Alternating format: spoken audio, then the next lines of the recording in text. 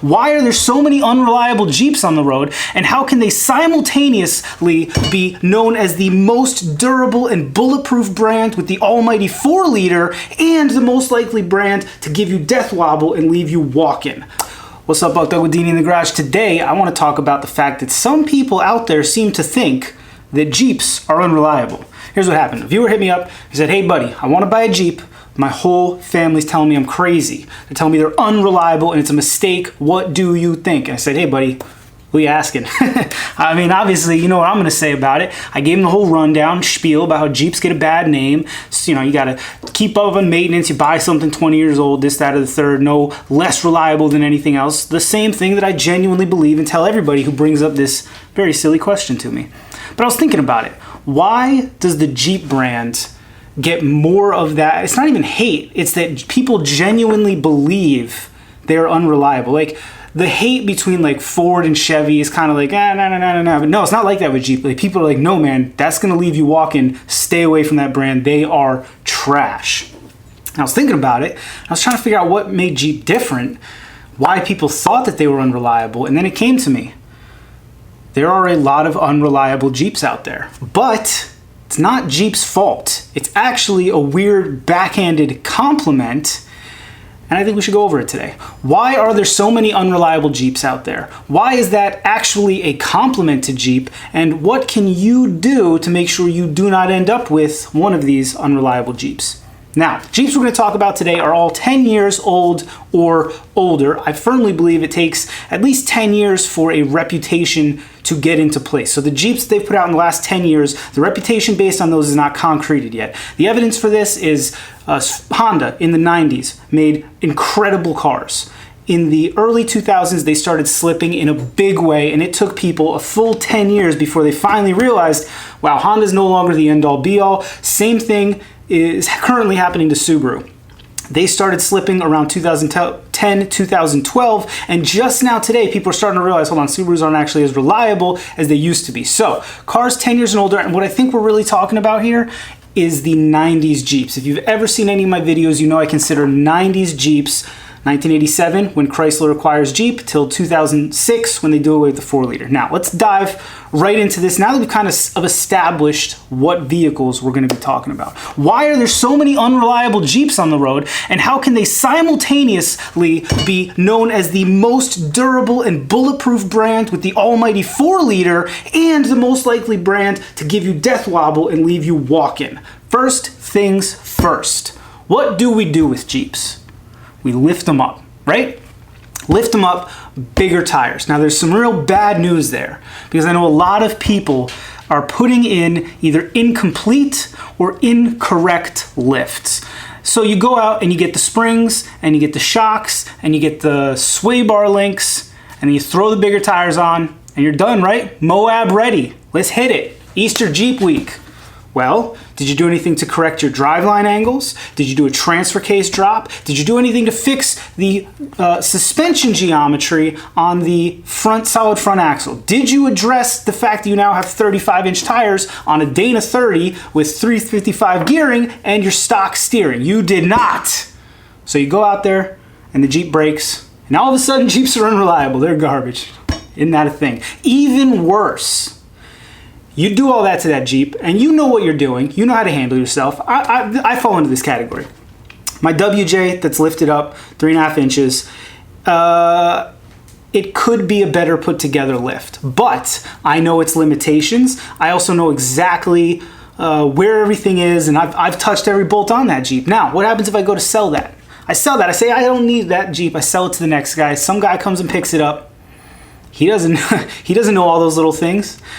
He potentially has no idea all those little quirks. Think about it. If you've got a lifted vehicle in your driveway, how many little things do you know and take for granted, and you just know them, that somebody else buying it should probably know but are unlikely to be told if you actually sold it, right? So now that Jeep goes on down the road and it's got death wobble and the 4 liters eating cams, which we're going to talk about later, and all of a sudden Jeeps are unreliable. Now here's another huge problem with lifting Jeeps. Lifting any vehicle requires a different level of maintenance. You're going to tear through steering components. You're going to tear through bushings. You need to potentially be more attentive to your alignment. If it's going to be a daily driver and it's lifted, you absolutely need to do all this.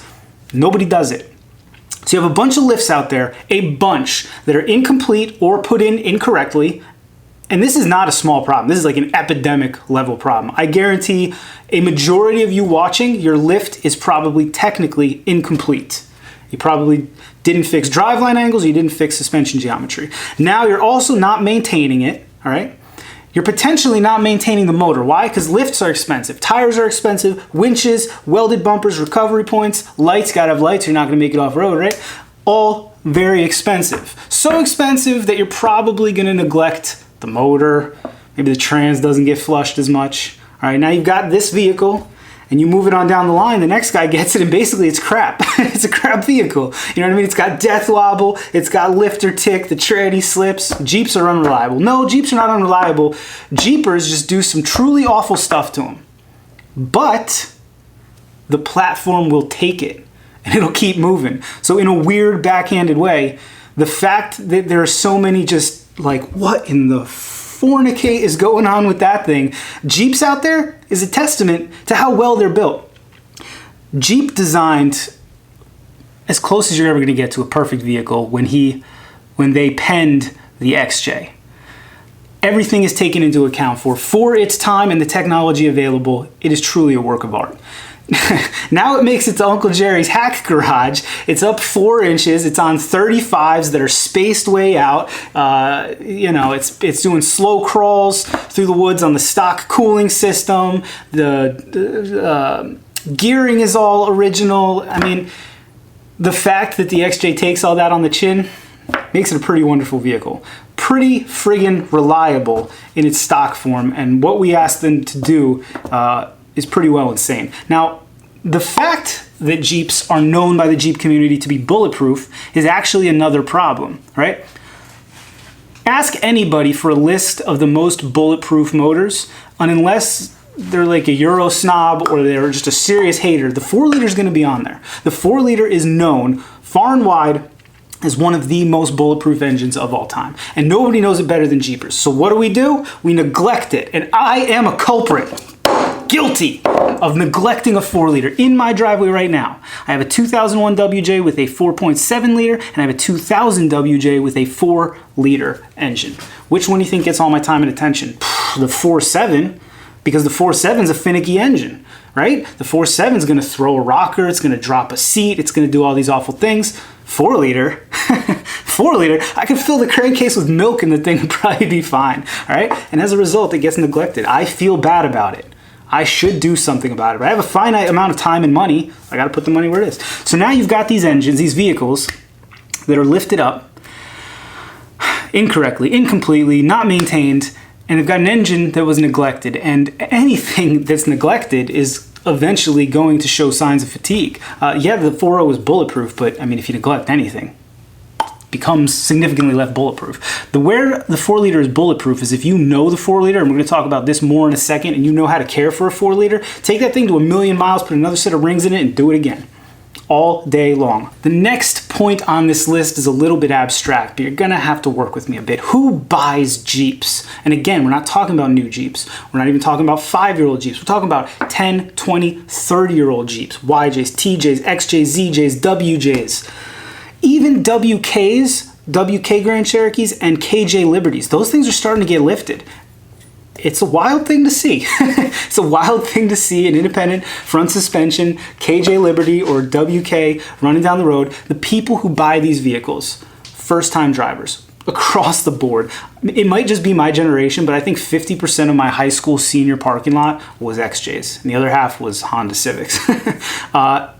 First-time buyers buy these things, they don't maintain them, they beat the hell out of them, all right? So now there's just these truly beat-to-heck Jeeps rolling around town. People are looking at them going, wow, what a freaking hoopty, without realizing that that first-time driver bought it because it was cheap to buy, cheap to maintain, reliable, and very safe, actually. Very safe, these 90s Jeeps. You get in an accident in those, you're gonna walk away to go ahead and buy another Jeep, live to die another day. Obviously, off-roaders are buying them.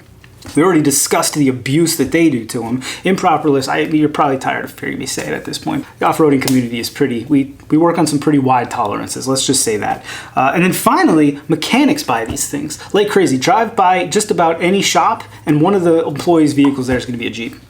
Damn near. And the reason? They're cheap to buy, they're cheap to maintain, they're easy to maintain, and they just last. They're reliable. But here's the thing about mechanics. Mechanics almost always drive crappy cars. Either they drive a crappy car because they know they can get the most bang for their dollar out of a $200 beater, or they have a crappy bust around town car because the project car is at home in the garage. But either way, mechanics are notorious for driving crappy cars. And when I say mechanics, everything from the shade tree mechanics to you ASE certified techs out there. You guys love Jeeps for all the reasons, and outwardly, all three of these groups don't do Jeep any favors. They don't maybe get maintained or maintained in a way that make them look like they've been maintained. And it's important at this point to make a distinction. Everything that I've said before this could be said of a bunch of other brands. Could be said like of Toyota. People do all this off-road stuff with Toyota Tacomas. The difference is the price. Give me $500 and an hour of time on the internet and I will have at your door a running, daily drivable XJ, ZJ, or XJ, ZJ, or WJ. Wranglers are a bit more expensive. If you want me to find you that in a Tacoma, I'm gonna need $5 grand. Easy.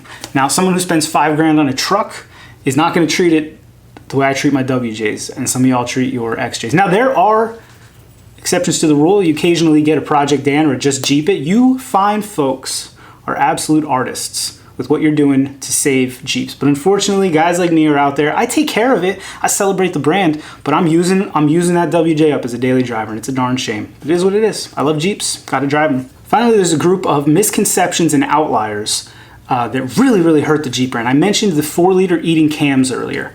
Here's something that I've talked about at length, and the general public has not educated themselves enough, so when they get a hold of one of these old 4-liters, they destroy it, and they destroy it pretty quickly. Modern engine oil is not designed for the 4-liter, or more correctly, the 4-liter was not designed with modern engine oil in mind. That's not Jeep or the 4-liter's fault. Engine oil, when the 4-liter was designed, had zinc in it. The 4-liter is a pushrod engine with flat tappet lifters. That is a high friction situation. You need zinc in your oil to provide a sacrificial barrier. I've got a whole video on it. I think I have a series on it. I'll link that so I don't have to go too in depth here, but when you put modern oil, Mobil 1 and all these other things into a 4-liter, you're doing it a disservice. It doesn't have that zinc, and you're gonna eat through cams and you're gonna eat through lifters. The reason zinc is not in modern oil is that when it burns in the engine, all engines burn some amount of oil, it creates soot, which destroys catalytic converters. So engine manufacturer said, we'll fix that. We'll design engines that don't need zinc. We can take the zinc out of you get it. It's not a hard fix though. Diesel oil, Rotella, has zinc in it. When you buy a high mileage oil, whatever it is, Quaker State makes a great one, Quaker State Defy, that has zinc in it. That's one of the things they do for high mile engine. Give a little more zinc, screw the cats. So there are things you can do to get zinc in there, but people don't know that. They think they're doing their 4-liter a favor with Mobil 1. You are not. You're chewing up your cam. Now that makes Jeeps, 4-liter's not that great, man. They eat cams like crazy. Well, I mean, maybe if you educated yourself on the vehicle that you own, I guess, like, I don't know, it's not really my place, but whatever. Another place where people's education falls short, and it drives me nuts, nobody, dang near nobody, understands how to maintain and modify a solid front axle. They don't understand the concept of steering geometry. They don't understand the necessity of maintaining steering parts. And as a result, what is the one issue that's so associated with Jeep? It's death wobble. Death wobble all goes down to people not fully understanding the steering and suspension on a solid front axle. When you lift up your independent front suspension, it's probably easy. Maybe spacers on an A-arm or a new A-arm and a bigger spring. Maybe you're just cranking up keys on torsion bars. It's not that easy on a solid front axle. It's not that hard either. You just need to know different things. You need to know how to calculate and then reset caster angle, which is essentially decided by your control arms. On a Dana 30, Nobody gets this. They just throw in off-the-shelf parts. Yes, you can get really good lifts. Iron Rock Off-Road, Clayton, Rubicon Express, they all make really good lifts, and if you buy one of the high dollar ones, and I mean high dollar, it's gonna have everything. It's gonna have the transfer case drops you need, it's gonna have the right control arms for your exact setup, but these things are $2,000 or $3,000, and I know for a fact, so, the viewers on this channel are not paying for that stuff most of the time, and that's not a dig. I know you guys are frugal Jeepers like I am, all right? I can't afford to just be, oh yeah, I bought the Jeep for $5 grand. I'm gonna throw $3 grand suspension in it, probably another $2 grand in bumpers. I'm not that guy, you know what I mean? And so unfortunately, what we do is we buy cheaper stuff, we piece stuff together from online, on eBay, Craigslist, and the result is what we've been talking about, you know? If people would take the time to understand Dana 30's death wobble could go away. You have to maintain your stuff. When you lift something up and put 35s on it, you're beating up all your bushings. So 10,000 miles after your lift, when you get death wobble, you want to, what do you want to know? Man, I'm worked up. Amateur hour. Do you want to know why 10,000 miles after you lifted it up and put 35s on it, you got death wobble? Because you didn't upgrade your steering or your track bar, and you wallowed out your body side track bar hole. All right. What I do on every vehicle that I lift, I weld a grade 8 washer over that hole there so you don't wallow it out. These simple little things, if you take time to educate yourself, lifting a vehicle is a very intense thing. You are really misusing the vehicle, and it's awesome. It's an awesome way to misuse a vehicle. I would lift everything. My wife has a 2018 Compass. I'd lift that if anybody made a lift for it. That's not true. That's not true at all. That's probably not gonna make the video. The point is, misconceptions and misunderstanding like that give Jeep a bad name. It's not Jeep's fault. It's some Jeepers, man. I'm serious. I think I'm gonna trademark that. We work on some pretty wide tolerances, right? Jeepers are not like tuner guys or muscle car guys. That it's just a different thing, and that's not a dig on us. But unfortunately, some of the debauchery, the Uncle Jerry amateur hour type stuff we do is giving Jeep a bad name. Because whether people are experiencing your unreliable Jeep or you sell it and the next guy, that's the bigger problem in this community. I know so many people who bought a Jeep and they sell it a month later because it was lifted and it's got death wobble and they just can't fix it. Here's another interesting thing, and this is a very subjective comment. People who understand about lifts, in my opinion and experience, don't buy a vehicle that's already lifted. I count myself somebody who understands, at the very least, I have a very good grasp of suspension geometry. I've made it a point because I like to daily drive my lifted Jeeps. Oh, I did. Before the kid, you know what I mean? We buy a clean stock vehicle and then we lift it. People who don't know how to do that buy one that's already lifted, and that's what exacerbates this issue. I've only bought one vehicle in my one Jeep in my entire life that was lifted, and I've bought more Jeeps in my young 31-year-old life than most people have probably bought vehicles in their whole life. It was an XJ that I got on a trade for a Subaru with a bad throwout bearing, and it had the worst death wobble. This poor girl could not fix it. She'd had it for a month, and she gave it to me. Just so you know, wife and I spent a weekend on the driveway replacing all the stuff that should have been replaced when it got a 4-inch lift in 35s, and no death wobble. So this problem gets exacerbated, these misunderstandings and misunderestimatings. One other interesting thing that I thought about when I was brainstorming on this, and you're gonna have to bear with me. I know this is already a long video and I apologize, but when I get talking about Jeeps, man, we're off to the races. I could talk all night. Okay.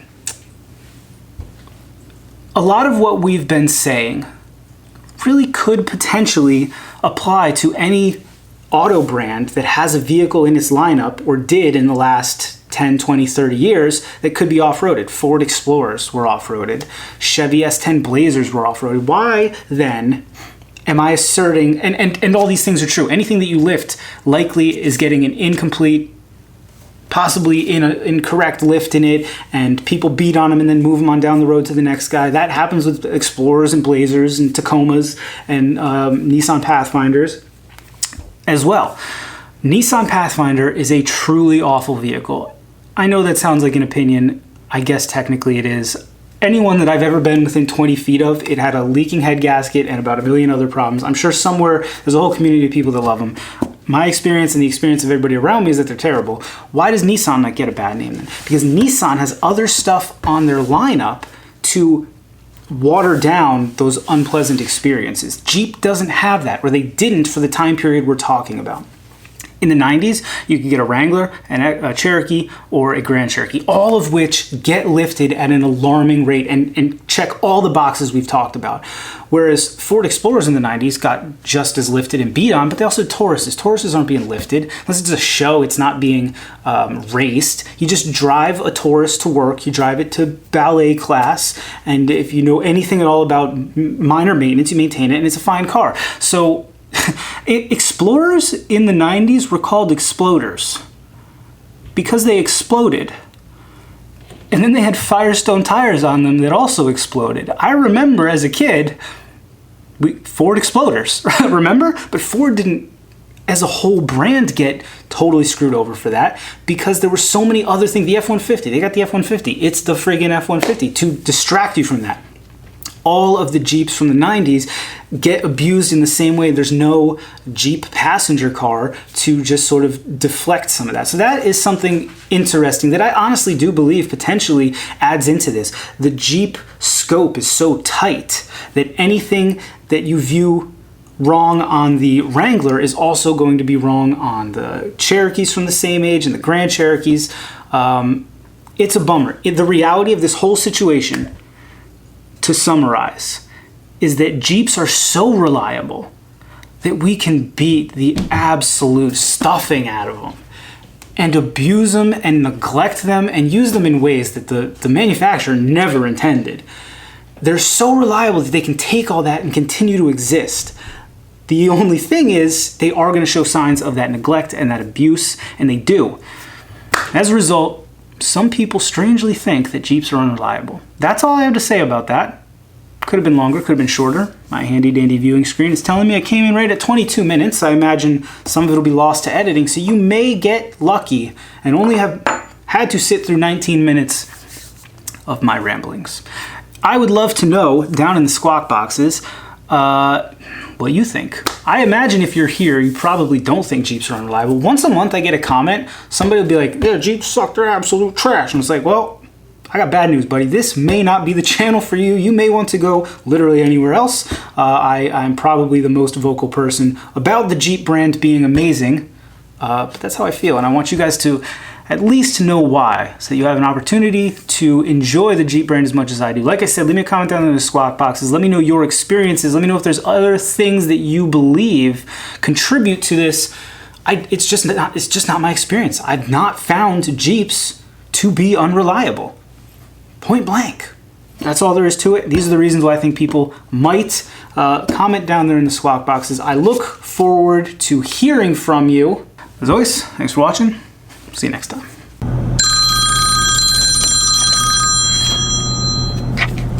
Hello? Hey buddy boy, Dave Random here. Dave, what's up, Buck? You gotta shut your mouth about the reliability of the old Jeeps, man. Lou here, my YJ, his 4-liter is loyal, bud. Rod knock, piston slap, yeah, sure, those are minor details. Yeah. I believe it was you that told me. Piston slap and rod knock is how your 4-liter tells you that it loves you. Dude, that's true. That's why I'm trying to let people know why we love Jeep. Let's get everybody in a Jeep. Hey, are you gonna be able to afford 10 grand for your next WJ if the prices skyrocket because people are buying them up? I bought Lou for 2,000 Canadian pesos, dude. I mean, that is a good point, but damn, did you really get a YJ for 2 grand, dude? That's a pretty good deal. If the base price goes up, I can't afford to drive another Jeep. Shoot, bud, I'm telling you, I was just trying to let people know why we love Jeep so much. People don't need to know. They can find out for themselves. All right, fair enough, bud. I see your point. I'll talk to you later, all right? But hey, from the Maple Syrup Republic, dude, take it easy, eh?